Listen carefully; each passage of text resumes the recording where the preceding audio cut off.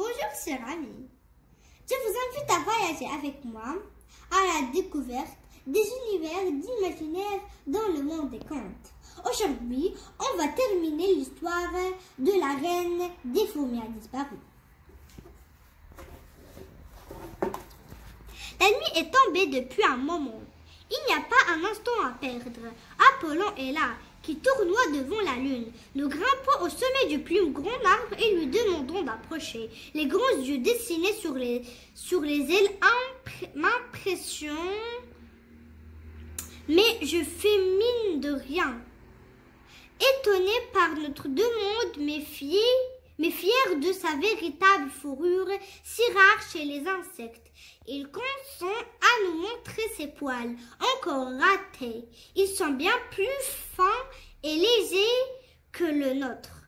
Je demande à voir ses chenilles, mais le grand papillon me prévient que leurs poils sont très urticants. Or, le nôtre ne gratte ni ne pique. Apollon et ses enfants sont bien inonces. Il demande à tout hasard si nous avons rendu visite à Ursule, la tarentule. La tarentule, la plus grande araignée de la forêt, la plus poilue et la plus dangereuse aussi. Je l'avais oubliée, c'est là. Chemin faisant, Élie avoue qu'il avait pensé à la tarentule dès le début, mais qu'il n'a pas tellement envie de la voir de près. Je ne réponds rien, ce n'est pas le moment de craquer. Ursule, la tarentule, loge sous une vieille souche couverte de ses toiles d'araignée.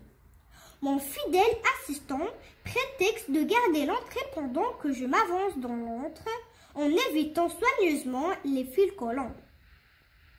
Huit yeux brillent dans l'ombre et m'interrogent. Je m'explique, plus inconscient que courageux. Je demande à Ursule de voir les poils qui couvrent son énorme abdomen. Ursule se révèle sage et compréhensive. Elle est triste car elle n'a pas revu son mari depuis 2 jours. Il a disparu lui aussi. Dépité, je rejoins Élie qui m'attend tout tremblant. Fière de moi, comme si je n'avais peur de rien. En fait, je réalise que ma mission est un échec. Je vais m'asseoir sur la corolle d'une orchidée et regarde machinalement la corolle des ouvrières. Élie me rejoint. Les fourmis travaillent inlassablement sans se poser de questions. Et là, cumule des milliers de fourmis dans les réserves et des brindilles pour la construction de la fourmilière. Tout à coup, je remarque que certaines d'entre elles transportent d'étranges choses. Je m'élance et cours le long de la colonne, remontant le courant des ouvrières qui traînent des petits objets inconnus. Ellie me suit avec le poil, mon 6e sens qui jusqu'ici m'avait laissé tomber, m'indique que je suis sur la bonne voie. Tout à coup, je débouche sur une immense rivière de terre rouge dont la surface est couverte de marques bizarres. Les ouvrières viennent d'ici. Tout à coup, tout autour, c'est la désolation. Je n'ai jamais vu une chose pareille. Que s'est-il passé? Qui est saccagé la forêt? Mon assistant me fait signe. Il vient de trouver un poil identique au nôtre. Nous voilà avec 2 poils sur la patte, le long d'une cicatrice de terre qui fait la perte de vue dans la forêt. Et toujours pas de solution concrète à notre problème. Cette affaire me dépasse. À mon avis, le conseil des sages devrait se réunir pour choisir une nouvelle reine au plus vite parmi les jeunes princesses. Quelque chose est passé ici et emporté notre reine-mère. Quelque chose de terrible, de bien plus dangereux que les fourmis noires. La tarentule et la tamanoire réunies, c'est moi 6e sens qui me le dit. Mon assistant me demande ce que nous allons faire maintenant. Il nous faut réfléchir. Tout à coup, un vol de perroquets multicolores décolle à la lisière de la forêt saccagée en même temps qu'une idée brillante traverse mon esprit. D'instinct, je sais qu'il nous faut remonter la cicatrice de terre par la gauche. Nous marchons des heures dans ce qui nous semble être l'empreinte d'un gigantesque serpent aux écailles saillantes. Le soleil tape dur dans ce désert de terre pour des fourmis habituées à vivre dans l'ombrage et l'humidité de la forêt vierge.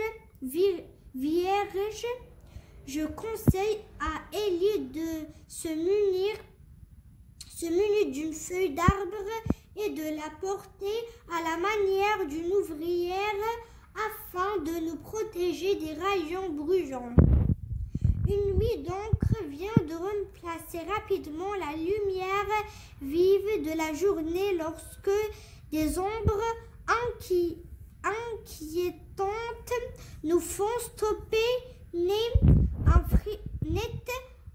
Un frisson glacé nous traverse à la vue de ces énormes bêtes, de ces insectes immenses qui se dressent vers les étoiles immobiles comme hypnotisés ou bien morts.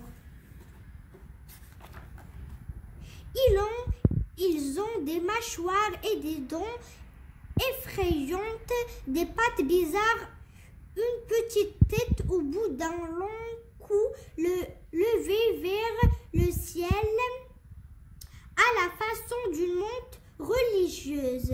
Nous nous approchons enfin. Je m'approchais car Ellie reste cachée sous sa feuille pétrifiée sur place.